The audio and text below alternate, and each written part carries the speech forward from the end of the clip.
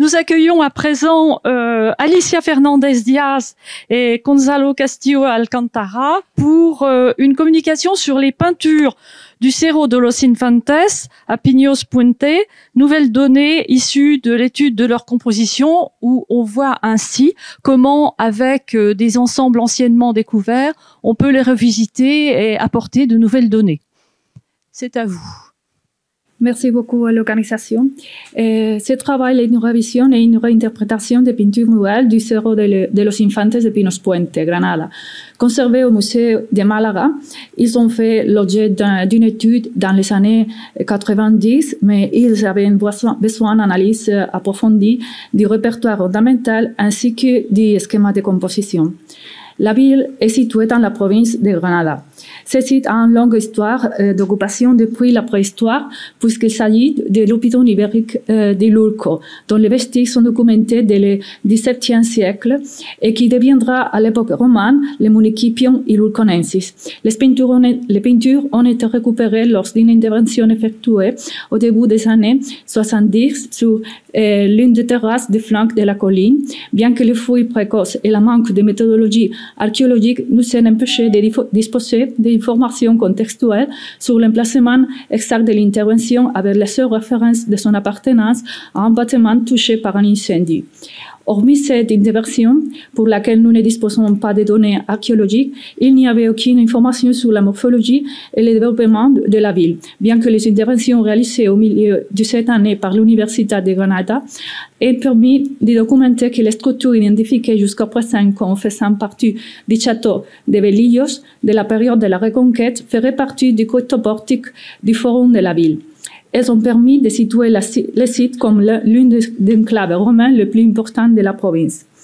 Après les découvertes au début des années 70, les peintures sont entrées dans une collection privée, mais c'est qu'en 1982 que le musée de Malaga les a acquises. Après la rénovation du musée, une partie des peintures a été intégrée à la collection permanente dans les réserves visitables, mais certaines sont actuellement perdues. C'est pourquoi une partie de cette étude est basée sur les informations fournies par la documentation photographique. Les peintures ont fait l'objet d'une restauration dans l'année 80 qui consistait à les nettoyer et à l'assembler en différents cadres de bois. Cependant, ce travail n'a pas été exempt d'erreurs, étant donné l'ensemble des divers fragments qui, à l'origine, devaient appartenir à des groupes différents, ainsi que la réintégration chromatique excessive effectuée dans certains cas rend difficile une lecture correcte.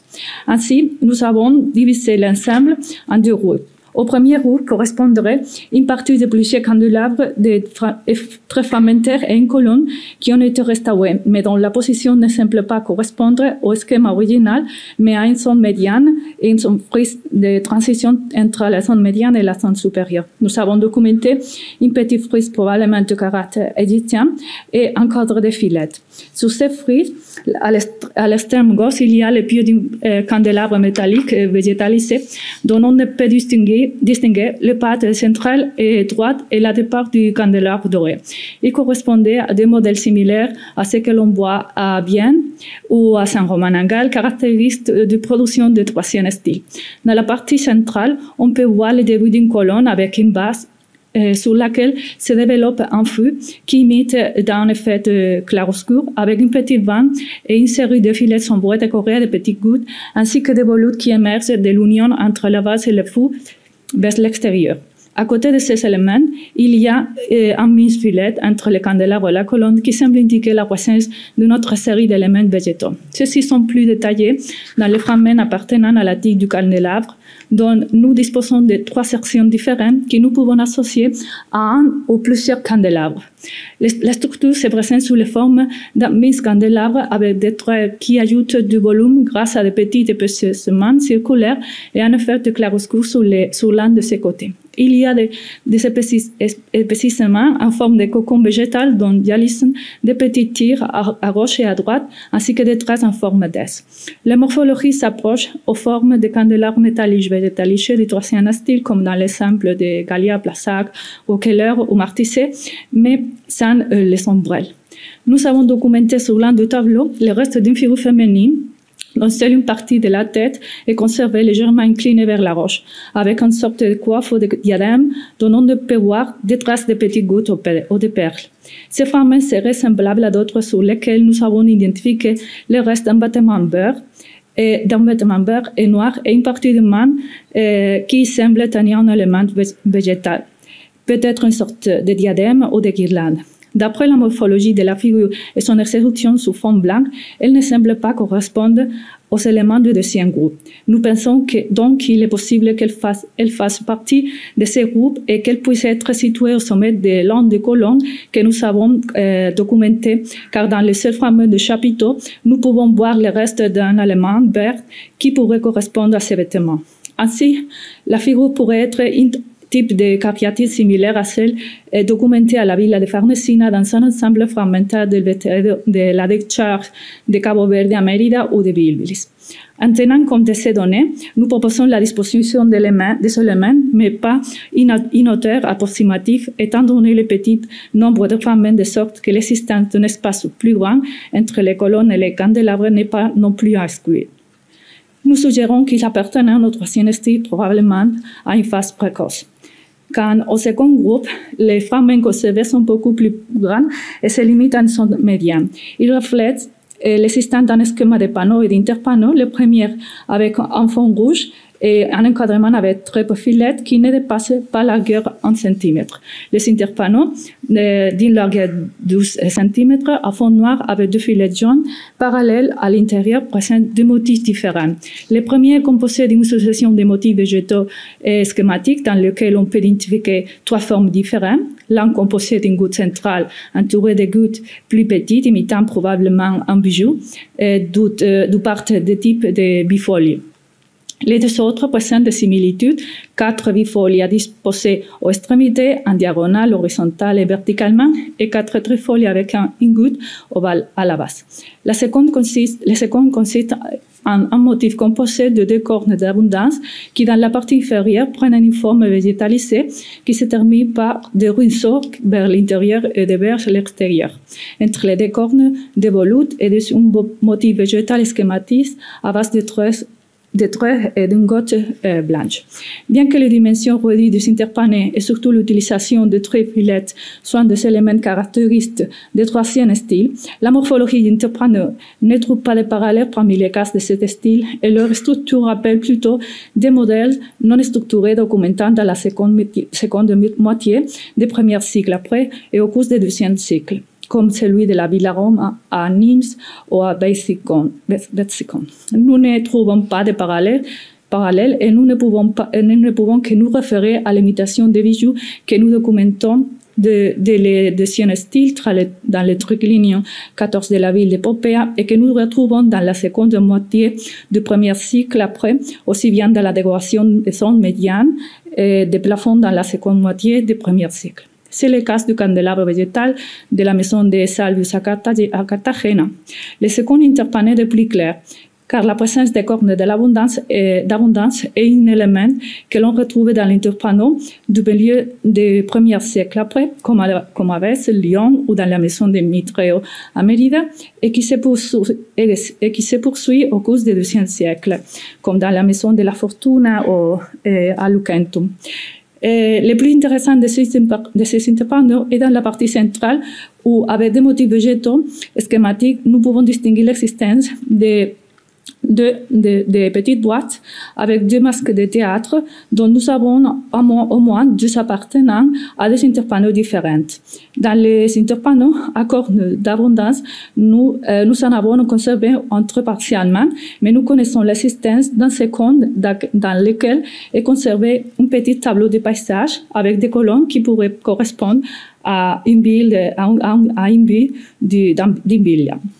En ce qui concerne les boîtes, avec des masques de théâtre, il s'agit d'un élément caractéristique du troisième style, comme on le voit dans l'établi non 7 de la maison de Marcoul sous Crescifront, ou dans les provinces, à Champlieu, dans le Rue Paeros à Mérida, ainsi que dans divers exemples de quatrième style, tels que le Ecus 11 de la maison de Adone Blessé ou le Triclinium 4 de la maison des princes de Naples. Il montre une tendance d'avoir ce type d'éléments soit à l'intérieur des interpanneaux, soit suspendus à la fenêtre des zones médianes ou supérieures. Dans le cas des tableaux de paysages avec des villas et d'autres architectures, nous observons de certains modèles déjà dans le deuxième style, comme dans la villa de Popea et dans la phase finale du troisième style, dans le Tablinum 7 de la maison de Marcus Lucretius, bien que la plupart d'entre eux soient exécutés dans des compositions de quatrième style, comme dans la villa de Papiri, le temple d'Isis ou dans la salle de les masques de la Domus Aurea. Un modèle qui perdure et que l'on retrouve dans les provinces au Xe siècle après, comme dans le secteur de la vie romaine de Mormant. Le plus intéressant de l'exemple est documenté à l'intérieur des panneaux, où nous avons identifié l'existence évidente de 4 tableaux possibles, tous de 40 cm de côté, délimités par une fenêtre blanche et une bande noire, et d'où partent à chaque angle une petite tige végétale avec des feuilles en position oblique, et des fois même de 3 ou 4 autres tableaux sans déterminer. Le premier à fond bleu est une imitation de formes rocheuses. À droite, nous avons une figure féminine partiellement nue, de face, la tête légèrement inclinée vers la droite, aux cheveux foncés et portant un petit diadème. Les figures portent des armilets sur les bras et les jambes. Sa poitrine étant recouverte d'un bandeau sombre en forme de bikini. Dans sa main droite, a un objet bleu et sur son bras gauche, un manteau qui est saisi par les bras d'une deuxième figure non conservée. Au début, la scène a été identifiée comme une scène entre un satyre et une ménade. Mais la présence d'armilets est plus caractéristique de divinités ou de personnifications. Vénus, comme on peut le voir dans les différentes scènes avec Mars et divers amours, érotes, dans la maison de Vénus à Mars à Pompéi ou à Herculanum. En outre, la présence de tissus couvrant la poitrine n'est pas un élément courant dans la représentation des ménades.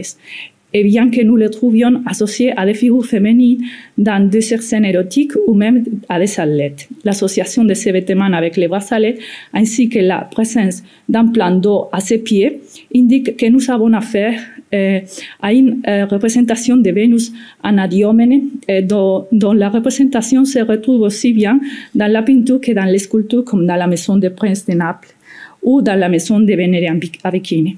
En tenant compte de cette interprétation, l'objet que la Vénus tient dans sa main droite, interprété comme un tambourin, pourrait maintenant être identifié comme un miroir tel qu'il est représenté dans une peinture de la maison de Neptuno. En outre, la morphologie et la disposition des personnages dont les manquants est probablement Mars, bien qu'il ne s'agisse pas d'un modèle type dans les représentations de Vénus et Mars, pourrait être une adaptation d'un autre modèle comme celui de Persée et Andromeda, vu dans la maison de Dioscure à Pompéi. La seconde est encore plus fragmentaire, documentant un fond bleu et vert, au centre duquel se trouve un amour vêtu d'un manteau et les bras tendus tendant un objet semblable à une petite boîte, à un second personnage à droite, partiellement nu, et la poitrine couverte d'un tissu portant des armilets et des bracelets, et un manteau probablement assis sur une chaise dont on aperçoit les pieds, ainsi qu'un élément non identifiable sur le côté droit. Il semble évident qu'il s'agit de la même figure de Vénus, probablement dans une scène qui suit immédiatement la sortie du bain, dans laquelle il reçoit de l'amour une boîte contenant du bijou. La présence de la boîte et la morphologie reprenant des modèles d'autres scènes comme celle de Mars et de Vénus dans le Tablinum 8 de la maison de Méléagre et surtout celle de Sappho et d'un amour dans la salle de la maison ou scène de la toilette de Vénus dans la maison de Pidius Sabinus, ce qui démontre l'existence de modèles iconographiques dans l'environnement italique pour ce type de scène. De même, la figure de Vénus soit la morphologie d'autres scènes que nous pourrions identifier comme des scènes de toilette, comme celle d'une femme assise ou d'une autre semi-nue qui se coiffe provenant du Triclinium 7 de la villa d'Ariana. La troisième scène, que nous n'avons pas pu documenter physiquement, est plus complète, bien que certaines femmes aient été mal placées lors de la restauration. Nous nous trouvons dans une scène d'intérieur, de gauche à droite, une figure féminine, aux cheveux ramenés, vêtue d'une tunique et d'un manteau, portant également un caligaï. La figure a les bras tendus et tient dans une main un accouskinalis avec lequel elle peine les cheveux d'une des jeunes figures féminines assise sur une chaise avec un coussin. La seconde figure est à moitié nue, vêtue d'un manteau. Les jambes apparaissent sa jambe droite, alors que sa main droite repose sur l'assiette, son bras gauche est légèrement levé. Mais nous ne savons pas si elle tient un objet car la main a été restaurée. Devant cette figure, un bouclier repose sur ce récipient allongé en forme d'amphore, qui rappelle des natures mortes comme celle du Tablinum 92 de la Praedia de Julia Félix. Dans la zone supérieure droite, nous trouvons une fenêtre qui révèle un fond bleu avec un possible fermoir ou une grille, ainsi que des petits éléments dont nous ne savons pas s'ils font partie de récipients ou d'un paysage très schématique. La scène est une vestation semblable à d'autres scènes de second et troisième style, comme les vestitions d'une prêtresse de Culanum. Dans ce cas, cependant, la présence des boucliers pourrait être une référence à Mars, puisqu'il s'agit d'un élément généralement associé à cette figure, comme on le voit dans diverses scènes de Vénus et Mars, bien que cet élément apparaisse également dans la représentation des guerrières ou des héros. Étant donné les thèmes de deux scènes précédentes, nous sommes enclins à l'associer à Mars, de sorte que la figure assise pourrait à nouveau être Vénus, qui, étant donné l'erreur dans la restauration, pourrait encore porter les tissus couvrant sa poitrine des scènes précédentes, ce qui constituerait une continuité. Il ne serait pas étrange non plus, bien que nous n'ayons pas documenté de parallèle avec une figure peignant les cheveux de Vénus, de garder à l'esprit que l'association de Vénus avec des autres figures féminines qui agissent comme des vierges est documentée dans la peinture de Vénus et Mars dans la maison de l'Amour puni ou dans les tableaux de la toilette de Vénus dans la maison de Pidius Sabinus. Le reste des tableaux est plus fragmentaire et il n'est pas facile d'établir une interprétation. C'est le cas d'un groupe de femmes dans lequel on peut distinguer de gauche à droite ce qui semble être un accès à l'extérieur d'un bâtiment en raison de la présence d'un fond de bleu. À côté, on trouve un personnage masculin dont on ne distingue qu'une partie de la tête, ainsi que le torse, un manteau et le bras gauche qui semble se plier légèrement. La partialité nous empêche d'émettre une hypothèse sur son identification, bien que nous pensions qu'il s'agit d'une divinité ou d'une héros insérée dans une scène d'amour en relation avec un personnage féminin. Nous trouvons une situation similaire dans un autre groupe où nous pouvons voir de gauche à droite une formation rocheuse qui prolonge vers le centre de la scène. Au-dessus, nous trouvons un personnage masculin qui se déplace vers la droite, vêtu d'un manteau gonflé sous l'effet du vent. Faisant probablement à partir de cette scène, nous trouvons le torse d'une figure féminine nue, également tournée vers la droite. Malgré la nature partielle des vestiges, la morphologie des figures suggère que nous pourrions être en présence d'une scène d'Apollon et Daphné. Nous trouvons des parallèles dans la position des figures, comme dans l'Apollon de la peinture de la maison de Marco Lucretius Ponto ou Daphné dans la maison de Gallo II. Et nous pouvons également voir la forme rocheuse d'une manière très similaire dans la maison d'Olconius Rufus. Une autre série de femmes indique l'existence d'un ou deux autres tableaux où l'on peut identifier une femme avec un bras d'un personnage dont les peaux sont couvertes, d'autres avec des vêtements semblables à une peau d'animal qui pourraient être identifiés comme un satyre, la tête d'une ménade ou autre figure féminine à côté d'une forme rocheuse et de végétation, la partie inférieure d'un personnage féminin avec un manteau et ce qui semble être une partie d'un casque. Ce n'est que dans le cas des dernières femmes qui ont les mêmes orientations qu'on pourrait suggérer qu'ils faisaient partie d'une scène comme les procès de Paris puisque les cases pourraient indiquer la présence de Minerva, tandis que les manteaux pourraient appartenir à Vénus, même si nous ne pouvons en être sûrs. Du dernier tableau, dont on ne sait pas où il se trouve actuellement, nous signalons l'existence de gauche à droite d'une figure féminine semblable à celle que nous avons vue dans les tableaux de vestition de Vénus, alors qu'elle porte une tunique et un manteau. Le personnage s'est orienté vers la droite. La main gauche tendue dans un geste de conversation avec le personnage de gauche. Un homme âgé tourné vers la gauche, les bras gauche reposant sur un bâton et portant un vêtement lourd qui laissait nu une épaule. Nous pensons que ce deuxième personnage pourrait être la représentation d'un philosophe, puisque l'on retrouve une forme très similaire dans la ville di Fanio Sinistro à Bosco-Reale. De même, la morphologie déduite du vêtement nous amène à proposer qu'il s'agit d'animation. Nous pourrions donc identifier le personnage comme un philosophe grec. La figure féminine est plus difficile car elle ne trouve aucun élément permettant de la définir. Cependant, si l'on prend en compte les lignes thématiques de ces scènes, entièrement liées à les figures de Vénus, ou des scènes à caractère amoureux entre dieux, héros et figures mythologiques, permettent de proposer que ce soit la représentation de Diotime et de Socrate. On sait par les banquets de Platon, ou parce qu'il raconte un bouquet organisé par le poète Agathon, dans lequel le débat sur l'amour est le sujet principal, que lors de la conversation, Socrate explique qu'il avait été instruit en matière d'amour par Diotime. Il ne s'agirait pas d'un unicum, puisque cette même interprétation a été donnée à un tableau de la maison de Triclinio, à Pompéi. Tout l'ensemble se fermerait à nous par une banque qui laisse place à un frise blanc composé d'une succession de formes géométriques comme des croix composées d'un rectangle horizontal qui alterne la couleur entre le vert et brun qui compte pour 2 carrés sur son axe central alternant entre le bleu et le vert. À côté, on retrouve un motif égyptien réalisé avec des lignes noires, des angles de rectangle qui supportent des motifs émergents de tiges végétales disposés de petits fils. Parmi ceux-ci, une petite tête du fleuve qui porte une coiffure avec des appendices globulaires comme un bandeau et des rubans qui pendent des 2 côtés. Au-dessus de tout cela, un filet cède la place à une bande au motif égyptien.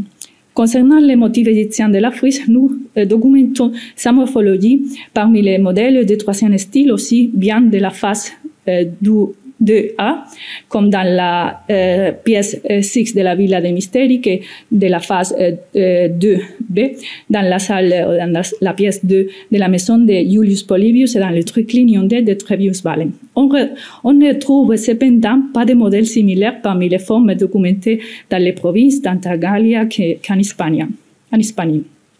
Quant à la tête du fleuve, une représentation claire d'une tête humanoïde non métallique peut être incluse dans la typologie de tête avec une coiffe à appendice circulaire ou un diadème lobé, comme celui de la maison de Salon 32 de la maison du bracelet d'or du Museo del Castello de San Giorgio ou celui de Clément Ferrand, alors qu'il est loin de ces simples documentés déjà du XIIe siècle après.